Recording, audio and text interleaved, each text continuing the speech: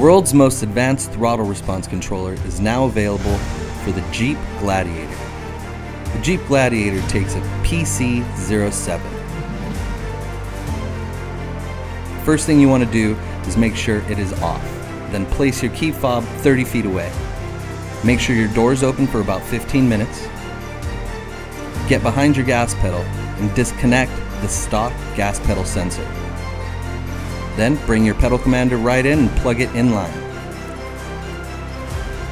You're all set. Just go ahead and mount your pedal commander wherever you like and enjoy the ride.